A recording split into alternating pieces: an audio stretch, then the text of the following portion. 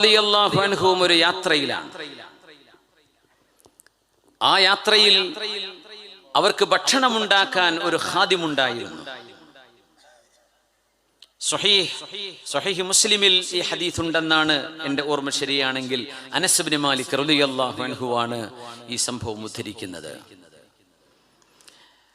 ജനങ്ങൾ പരസ്പരം ഖിദ്മത്ത് ചെയ്തുകൊണ്ടാണ് യാത്രകൾ ഉണ്ടാവുക. സിദ്ദീഖ് റളിയല്ലാഹു അൻഹുവും ഉമർ റളിയല്ലാഹു അൻഹുവും യാത്രയിലുണ്ട്. അവർക്കും ഒരു ഖാദിമുണ്ട്, ഒരു വേലക്കാരൻ. അപ്പൊ യാത്രയിൽ ക്ഷീണം ഉണ്ടാകും, നന്നായിട്ട് ഉറങ്ങിപ്പോകും അല്ലേ? യാത്രയിൽ ഇപ്പൊ ഉംറ കഴിഞ്ഞ് വന്നാലൊക്കെ ഉണ്ട് ഒരു ക്ഷീണം. അവിടെ നിന്ന് മക്കത്തുനിന്നൊന്നും ആ ക്ഷീണം ഉണ്ടാവില്ല, എയർപോർട്ടൊന്നും ഉണ്ടാവില്ല. വീട്ടിലെത്തിയിട്ടുണ്ട് ഒരു ഉറക്കം. ആ ഉറക്കത്തിൽ ഞാനിപ്പോ എവിടെയെന്ന് ചോദിക്കും ഉമ്മ.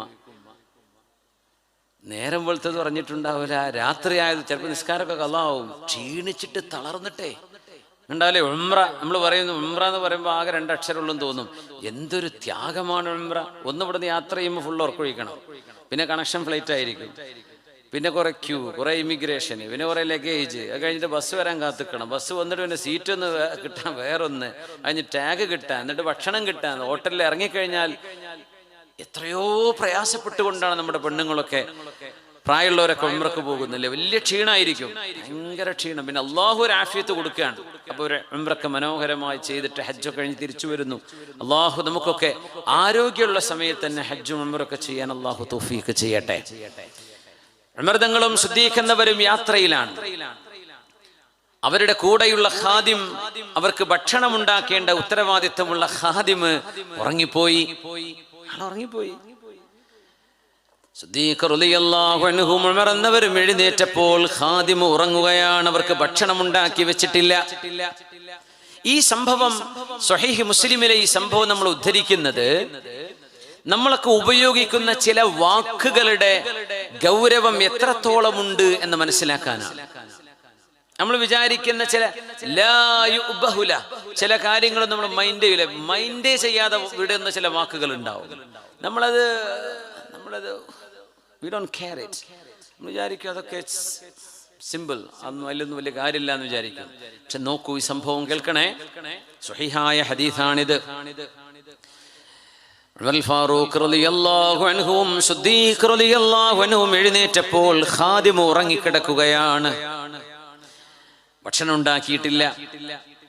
അപ്പൊ 2-ൽ ഒരാൾ, അത് സിദ്ദീഖ് എന്നവരാ പറഞ്ഞത് ഉമർ എന്നവരാ പറഞ്ഞതെന്ന് അറിയില്ല, 2-ൽ ഒരാൾ പറഞ്ഞു, ഇന്ന ഹാദാ ലനഊം, നമ്മുടെ കൂടെയുള്ള ഈ വേലക്കാരൻ വല്ലാതെ ഉറങ്ങുന്ന ആളാണ് എന്ന് പറഞ്ഞാൽ, നാട്ടിൽ യാത്ര ചെയ്യാതെ ഇരിക്കുമ്പോൾ ഉറങ്ങുന്ന പോലെ യാത്രയിൽ ഉറങ്ങേ. യാത്രയിൽ കുറച്ച് ഉറക്കമൊക്കെ കുറയില്ലേ, അങ്ങനെ ഉറങ്ങാൻ പറ്റുമോ? കുറച്ച് ഉറക്കമൊക്കെ കൺട്രോൾ ചെയ്യണ്ടേ?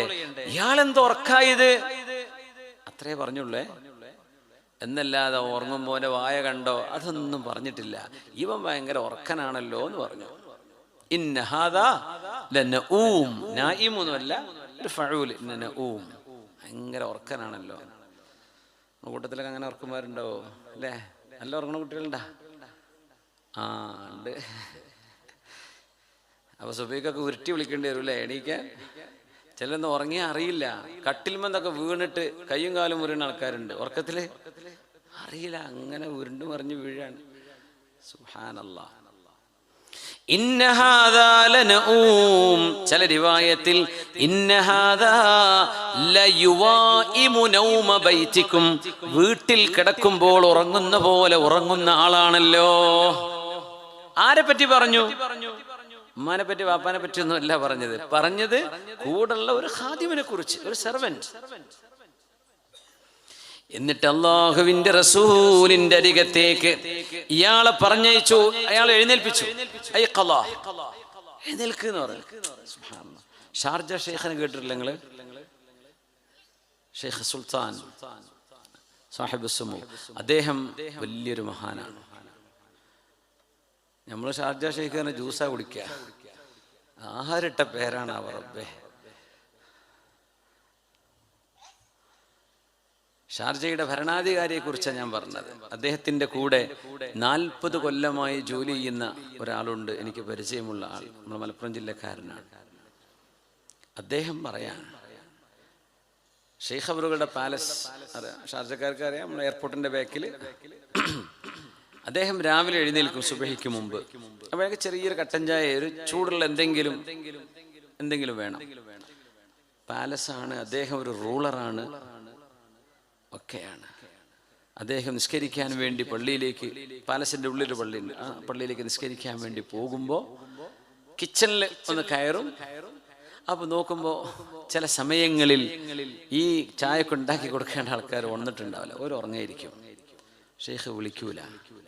അദ്ദേഹം സ്വയം കെറ്റിലൊക്കെ ഓണാക്കി ടീ ബാഗൊക്കെ ഇട്ട് മൂപ്പരനെ ഒറ്റയ്ക്ക് ചായ ഉണ്ടാക്കി കുടിച്ചിട്ട് പള്ളിയിൽ പോകും. എന്നിട്ട് നിസ്കരിക്കും, എന്നിട്ട് ആ വാങ്ങ് കൊടുക്കുള്ളൂ. അങ്ങനത്തെ ഒരു ആബിദായൊരു മഹാനാണ് ഷാർജയുടെ ഭരണാധികാരി.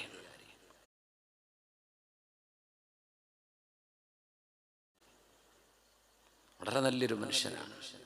ഇവർക്ക് ഇപ്പോൾ വിളിച്ചുകൂടെ, ഓലെ വിസ പുതുക്കൂല എന്നെങ്കിലും പറഞ്ഞുകൂടെ, അടുത്ത വരവിലെങ്കിലും. പക്ഷെ ഇവർക്ക് വിസ പുതുക്കി കൊടുക്കും. അവരോട് ചോദിക്കുക പോലുമില്ല, നിങ്ങൾ എന്തേ എണീക്കാഞ്ഞത്, ഇന്ന് ഞാൻ ഒറ്റക്കാണല്ലോ ചായ ഉണ്ടാക്കിയത്, അങ്ങനെയൊന്നും അദ്ദേഹം പറയൂല. അദ്ദേഹം ഒരു എഴുത്തുകാരനാണ്, അദ്ദേഹം ഒരു പണ്ഡിതനാണ്. ഒരു രേഖ എഴുതി വെക്കാതെ മുർത്തജിലായിട്ട് നല്ല ക്ലാസിക്കൽ ലാംഗ്വേജിൽ സംസാരിക്കാൻ കഴിയുന്ന പണ്ഡിതനാണ്, ഒക്കെയാണ്. അല്ലാഹുമ്മ യുകസ്സിർ അംസാല. അത്തരം ഭരണാധികാരികളെ അള്ളാഹു ഒരുപാട് ഈ ഉമ്മത്തിന് നൽകട്ടെ എന്ന് പ്രാർത്ഥിക്കുകയാണ്. അദ്ദേഹം വിളിച്ചോണ്ടത്തൂല. സുബ്ഹാനല്ലാഹ്. അപ്പോ ഉമർ റളിയല്ലാഹു അൻഹും സിദ്ദീഖ് യാത്രയിലല്ലേ, എഴുന്നേൽക്കെന്ന് പറഞ്ഞു. ഇവരെ വിളിച്ചു, എഴുന്നേറ്റു. എന്നിട്ട് അള്ളാഹുവിന്റെ റസൂലിന്റെ അരികത്തേക്ക് പറഞ്ഞേക്കുന്നു. അള്ളാഹുവിന്റെ ഹബീബിന്റെ അരികത്തേക്ക് പോ. നബി തങ്ങളപ്പോ വേറെ ടെന്റിലുണ്ട്. ഇദ്ഹബ് ഇലാ റസൂലില്ലാഹി ഫഅഖ്രിഉഹു മിന്നസ്സലാം. അള്ളാഹുവിന്റെ റസൂലിനോട് ചെന്ന് പറയണം, സിദ്ദീഖ് എന്നവരും ഉമർ എന്നവരും നബിയെ നിങ്ങളോട് അസ്സലാമു അലൈക യാ റസൂലല്ലാഹ് എന്ന് സലാം പറയുന്നുണ്ട്. എന്നിട്ട് അവരോട് പറയണം, ഇന്ന അബൂബക്കറിൻ വ ഉമർ യസ്തഅദിമാനിക്. നബിയെ, രാവിലത്തെ ഭക്ഷണത്തിന് എന്തെങ്കിലും അങ്ങയുടെ കയ്യിൽ ഭക്ഷണമുണ്ടോ? റൊട്ടിയിലേക്ക് തൊട്ടുകൂട്ടാൻ വല്ല കറിയുണ്ടോ? കറി എന്ന് ഉദ്ദേശിച്ച് നമ്മളെ കറിയല്ല കേട്ടോ, അവര് ഒലീവ് ഓയിലോ അങ്ങനെ ബട്ടറോ അങ്ങനെ എന്തെങ്കിലുമൊക്കെ ഉണ്ടോ എന്നാണ് ചോദിക്കുന്നത്.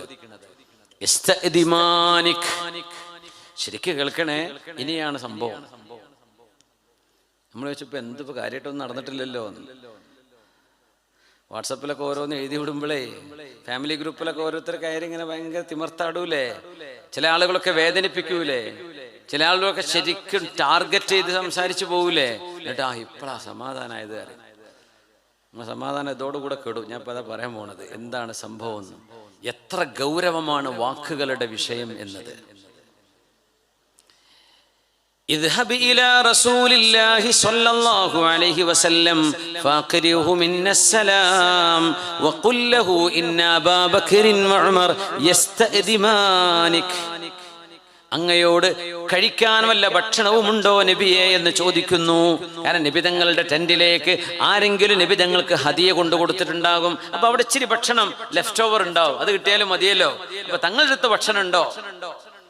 മുദരിസ്മാരെ ഭക്ഷണമൊക്കെ ബാക്കി കിട്ടാൻ വേണ്ടി മുത്തല്ലിമീങ്ങൾ അടിപിടിയൊക്കെ കൂടും ചിലപ്പോൾ. ഉസ്താദിന്റെ ബാക്കി കിട്ടാൻ വല്ല ഒപ്പുണ്ടോ?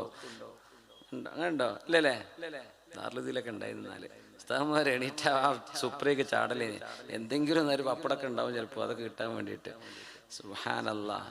അപ്പോൾ ചില ഉസ്താദ്മാരൊക്കെ പേടിച്ചിട്ട് എണീക്കും.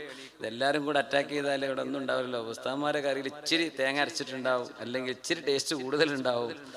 അപ്പോൾ നമ്മൾ പഠിക്കുന്ന കാലത്തൊക്കെ ഒരു മേമാലിക്കറി എന്ന കറിൻ്റെ പേരെന്നെ പച്ചക്കറി ആയിരുന്നു. പരിപ്പും അതിൽ വേവാത്ത കുറേ പച്ചക്കറി, അത് ഉണ്ടാക്കണ തബ്ബാഖിൻ്റെ പേരിലാണ് അത് അറിയപ്പെട്ടത്.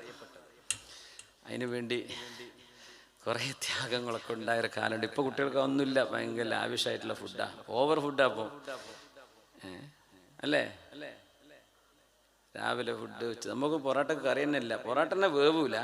പിന്നെ ആ പൊറോട്ടക്ക് ചായ ഒഴിച്ചിട്ട് അതിലുണ്ടത് കിളുമ്പിയിട്ടുണ്ടെന്ന് പെരുക്കത്തിലാക്കാൻ, തിന്നാൻ പറ്റുന്ന കോലത്തിൽ വേവിക്കാൻ ചായ ഒഴിച്ചിട്ട് എന്നിട്ട് അതിനെ കുടിക്കും.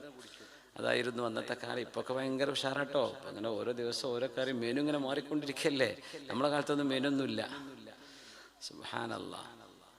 അതിപ്പോൾ അങ്ങനെ നമ്മൾ ഉസ്താദ്മാർ പറയും, ഞങ്ങളൊക്കെ മുതര എന്നിട്ട് ജീവിച്ചിരുന്നത് ഇല്ല ഉസ്താദേ, കടലായിരുന്നു അന്ന് ഉണ്ടായിരുന്നത്, വാക്യാത്തിലൊക്കെ അതായിരുന്നു. അപ്പൊ അവരുടെ കാലം നമ്മളെക്കാട് കഷ്ടമാണ്. ഓരോ കാലം വരുമ്പോഴും ദുന്യാവ് ഖൈറായി കൊടുക്കുന്നുണ്ട്, മറ്റേ സൈഡും കൂടെ ഖൈറായി കിട്ടിയാൽ മതിയായിരുന്നു അല്ലേ? അള്ളാഹു ചില ജനറേഷന് ചില കൂടുതൽ കൊടുക്കുന്നു. ഓക്കെ, അൽഹംദുലില്ലാഹ്, ഇതിനൊന്നും കുഴപ്പമില്ല. അപ്പോ ഹബീബായ നബി തങ്ങളുടെ അടുത്ത് ഭക്ഷണം ഉണ്ടോ എന്ന് ചോദിക്കുകയാണ്. തങ്ങളുടെ അടുത്ത് വല്ലതും ബാക്കിയുണ്ട് നബിയെ, ഞങ്ങൾക്ക് ഭക്ഷണം വേണം. അള്ളാഹുവിന്റെ റസൂലിന്റെ അരികത്തേക്ക് ചെന്ന് ഈ വേലക്കാരൻ നബി തങ്ങളോട് സിദ്ദീഖ് എന്നവരുടെയും ഉമർ എന്നവരുടെയും സലാം അറിയിക്കുകയാണ്. എന്നിട്ട് അള്ളാഹുവിന്റെ റസൂൽ അവരോട് പറഞ്ഞു, വഅലൈക്കുമുസ്സലാം, ഖദ് ഇഖ്തദംതുമാ സിദ്ദീഖ് എന്നവരോട് പോയി പറയണേ, ഉമർ എന്നവരോടും, നിങ്ങളിപ്പോ ഓൾറെഡി ഒരു ഭക്ഷണം കഴിച്ചു കഴിഞ്ഞല്ലോ, ഇനി നിങ്ങൾക്ക് ഭക്ഷണത്തിന് അവിടെ സ്ഥലമുണ്ടോ, ഇനി നിങ്ങൾക്ക് ഭക്ഷണം വേണോ എന്ന് ചോദിച്ചോളൂ. വേലക്കാരനോട് പറയണേ. സിദ്ദീഖ് എന്നോട് ഉമർ എന്നോട് ഭക്ഷണം ഇപ്പൊ കഴിച്ചല്ലോ, ഇനി എന്ത് ഭക്ഷണം എന്ന് ചോദിക്കുകയെന്ന് പറഞ്ഞു. അപ്പോൾ ഉമർ റളിയല്ലാഹു അൻഹും സിദ്ദീഖ് എന്നവരും കേട്ടിട്ട് പേടിച്ചു പോയി. പടച്ചോനെ, എന്താ തങ്ങൾ ഉദ്ദേശിച്ചത് റബ്ബേ, ഞങ്ങളൊന്നും കഴിച്ചില്ലല്ലോ. അവർ ഓടി വന്നു ഹബീബിന്റെ അരികത്തേക്ക്. രണ്ടുപേരും നന്നായി പേടിച്ചിട്ടുണ്ട്, ഭയപ്പെട്ടിട്ടുണ്ട്. രണ്ടുപേരും ഇറങ്ങി ഓടി ഹബീബിന്റെ ഹളറത്തിലേക്ക് സ്വല്ലല്ലാഹു അലൈഹി വസല്ലം. അവിടുന്ന് നബിയോട് പറഞ്ഞു, യാ റസൂലല്ലാഹ്, അല്ലാഹുവിന്റെ റസൂലായവരെ, അർസൽനാ ഇലൈക ഖാദിമന, ഞങ്ങളുടെ വേലക്കാരനെ അങ്ങയുടെ ഹദറത്തിലേക്ക് അയച്ചുകൊണ്ട് ഞങ്ങളുടെ സലാം പറഞ്ഞറിയിച്ചിട്ട് എന്തെങ്കിലും ഭക്ഷണമുണ്ടോ നബിയെ എന്ന് ചോദിച്ചപ്പോൾ നിങ്ങൾ കഴിച്ചിട്ടുണ്ടല്ലോ എന്നല്ലേ നബിയെ നിങ്ങൾ മറുപടി പറഞ്ഞത്? അതെന്താണ് നബിയെ, ഞങ്ങൾക്ക് മനസ്സിലായിട്ടില്ല.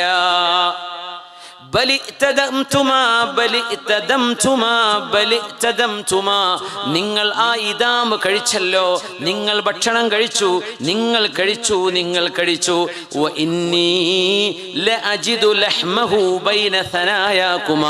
നിങ്ങളുടെ മുൻപല്ലുകളുടെ ഇടയിൽ ആ മനുഷ്യന്റെ മാംസം ഞാൻ കാണുന്നുണ്ട് എന്ന് പരിശുദ്ധ റസൂലുള്ളാഹ് സ്വല്ലല്ലാഹു അലൈഹി വസല്ലം.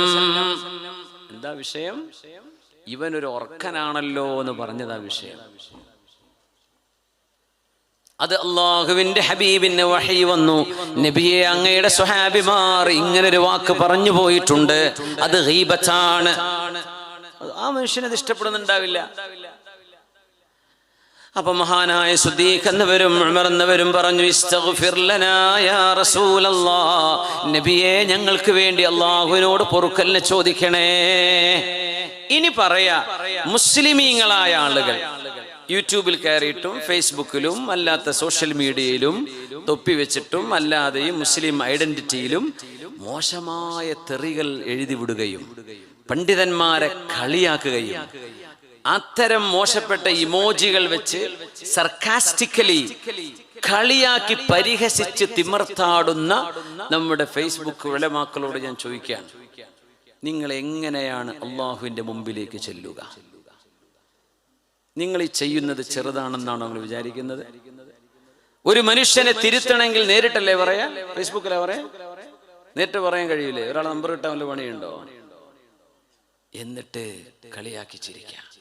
ആ പരിഹാസം നിങ്ങളുടെ മാതാപിതാക്കളെ, നിങ്ങളുടെ ഉസ്താദുമാരെ, നിങ്ങളുടെ പണ്ഡിതന്മാരെ, മുഅ്മിനീങ്ങളായ സാധാരണക്കാരെ വേദനിപ്പിക്കുന്നതാണെങ്കിൽ ഈ പാപഭാരം നിങ്ങൾ മാപ്പ് ചോദിക്കേണ്ടതും ഇതേ ഫേസ്ബുക്ക് പേജിൽ ഇട്ടിട്ട് ഈ ലോകമഹാജനങ്ങളെ മുഴുവനും അറിയിച്ച് പൊരുത്തപ്പെടിച്ചെങ്കിലേ അള്ളാഹു ഇത് പൊരുത്തപ്പെടുള്ളൂ.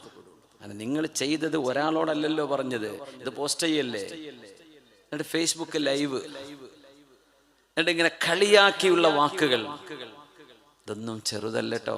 നിങ്ങൾ വിചാരിക്കുന്നതൊക്കെ ഭയങ്കര രസമാണ് അല്ലേ? നല്ല ലൈക്കും കുറെ ഷെയറും ഒക്കെ പോയ ഞങ്ങൾക്ക് വയറ് നിറയും അല്ലേ? ഇന്ന ഹാദാ ലനഊം, ഇവനൊരു ഉറക്കനാണല്ലോ എന്ന് സ്വന്തം വേലക്കാരനെ പറ്റി അവർ ഉറങ്ങിയപ്പോ അത് യാത്രയിൽ ഉമർ എന്നവരും സിദ്ദീഖ് എന്നവരും പറഞ്ഞു പോയതിനെയാണ്. ആ മനുഷ്യന്റെ മാംസം നിങ്ങളുടെ പല്ലുകൾക്കിടയിലുണ്ട്, ഇനി നിങ്ങൾക്ക് ബ്രേക്ക്ഫാസ്റ്റ് വേണോ, ഭക്ഷണം ഇനി വേണോ? നിങ്ങളുടെ പല്ലിനിടയിൽ ഞാൻ അതിന്റെ മാംസം കാണുന്നുണ്ടല്ലോ, ഈ പാവം മനുഷ്യനെ നിങ്ങൾ തിന്നില്ലേ? അവരത്ഭുതപ്പെട്ടു പോയി. ഇസ്തഗ്ഫിർ ലനാ യാ റസൂലല്ലാഹ്, നബിയേ ഞങ്ങൾക്ക് വേണ്ടി പൊറുക്കലിനെ ചോദിക്കണേ, അല്ലാഹുവിനോട് ചോദിക്കണേ ഞങ്ങൾക്ക് മാപ്പ് തരാൻ, അല്ലാഹുവിനോട് ചോദിക്കണേ. ബൽ ഇയ്യാഹു ഫൽയഗ്ഫിർ ലകുമാ.